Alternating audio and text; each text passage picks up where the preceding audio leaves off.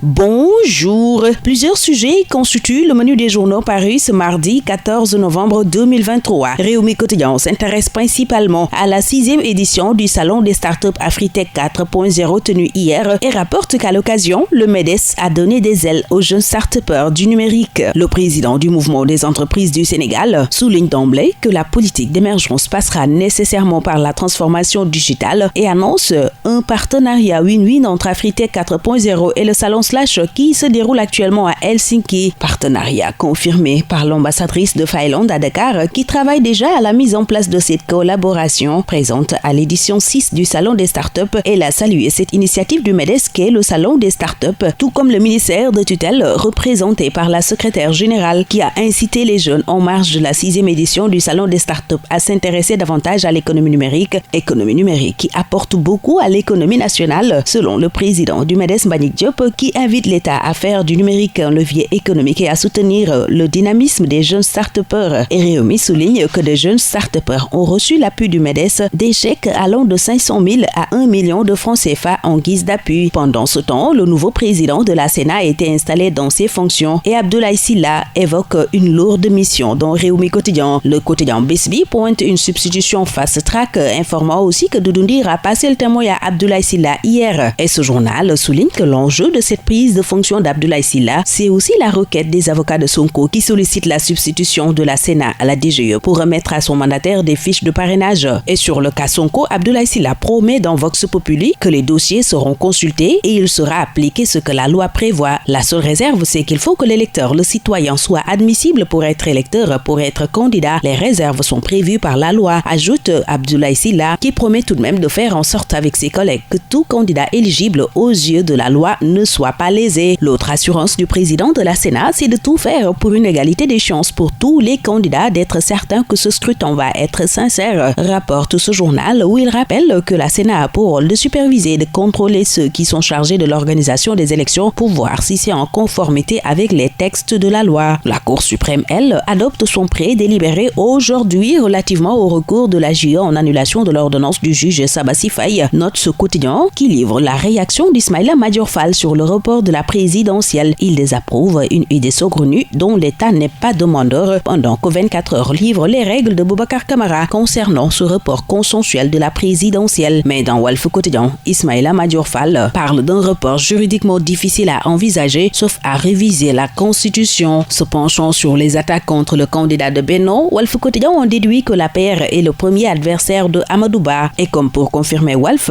l'analyste politique Abdourkhadre Sanoro affirme que ni Bibi ni Jules Diop ne se sont levés ex nihilo pour faire ces déclarations. Et dans Sud Quotidien, qui voit Amadou Ba à l'épreuve de la paire, l'on livre l'éclairage de Jean-Charles Biagui, enseignant-chercheur en sciences politiques à l'UCAD, pour qui Amadou Ba apparaît comme un choix par défaut. Hélas, constate l'enclume des faux frères, se penchant sur les attaques contre le candidat de Benno Bokk Yakaar, Amadou Ba. Dr Babacar Diop, candidat à la candidature à l'élection présidentielle, surnommé le Guelwaar, veut lui marquer l'histoire selon le quotidien, où il se dit préparé pour être président. L'opposition, elle, manque de maturité, constate le maire de Thiès qui prévient que tant qu'il y aura des histoires comme celle de Mame Mbaye Niang ou Mansour Faye, on restera dans le sous-développement. Macky, lui, pour le développement de la région de Kédougou, décaisse 600 milliards de francs CFA, nous apprend Enquête, qui précise que Kédougou recevra 200 milliards de francs CFA par an entre 2024 et 2026. Et c'est là une solution pour le président Macky Sall pour arrêter cette hémorragie causée par l'immigration irrégulière qui ne nous vaut que des morts, regrette le chef de l'État qui sort aux yeux de l'info la solution miracle contre l'immigration clandestine. Dans les colonnes de ce journal, il prône un programme spécial pour lutter contre l'immigration, parler au peuple, aux parents, à la jeunesse des perspectives d'entrepreneuriat de façon à arrêter cette hémorragie qui constitue un véritable fléau pour notre pays et pour toute l'Afrique, dit-il. Des propos tenus à l'occasion de son déplacement à Kédougou où il a rappelé le bond infrastructurel, rapporte l'AS, au moment où Mimi Touré fait un constat négatif sur la tournée présidentielle dans le quotidien, journal où elle pense que le président doit consacrer le reste de son temps au pouvoir à lutter contre la spirale incontrôlable des prix et l'immigration clandestine au lieu de mener une campagne électorale déguisée. Anta Babacar Ngom, elle, est déjà en campagne et elle ose la Casamance, renseigne Walf Quotidien, au moment où dans Réumi Quotidien, Innocence Ntap Ndiaye, présidente du Haut Conseil du dialogue social, exprime ses regrets relativement à l'arrêt prolongé de la navette du bateau Aline Sitoé Diatta. Bougane Gueye Dany, lui, annonce son arme ultime ultime pour le 23 novembre 2023. Il s'agit d'un livre-programme pour la présidentielle 2024, selon 24 heures, qui souligne que cet ouvrage d'une grande envergure sera publié en édition exclusive dédiée à Momy Gueye Dany, sa défunte épouse, dont le 40e jour du décès est célébré ce mardi. Depuis hier lundi, Pape Sané est entre les mains de la section de recherche de la gendarmerie. Le chroniqueur de Walf a été interpellé suite à un post sur le limogeage du général Tine de la gendarmerie, nous apprend Libération, qui renseigne aussi que la CENTIF a épinglé 5 commerçants chinois pour 12,160 milliards de francs CFA. Il s'agit d'une affaire d'expatriation frauduleuse des capitaux privés vers l'étranger, note ce quotidien. Et dans le quotidien Dakar Times, Samuel Sarr pointe du doigt le directeur de cabinet du président. Il accuse Mactar Cissé d'être derrière les attaques contre la Sénélec et contre West African Energy, précise ce quotidien. Celui du Sport Stade signale 14 lions présents à Diamniadio lors du premier galop des Lions. Galop où Sadio et Lamine Camara ont été ménagés, notre stade. Réumi aussi nous plonge dans ce regroupement des Lions pendant que Sunu Lamb s'interroge après les défaites d'Ama Baldé et de Mossène. Qu'est-ce qui arrive à Pikine? En attendant de voir la réponse, je vous souhaite une très bonne lecture et une excellente journée.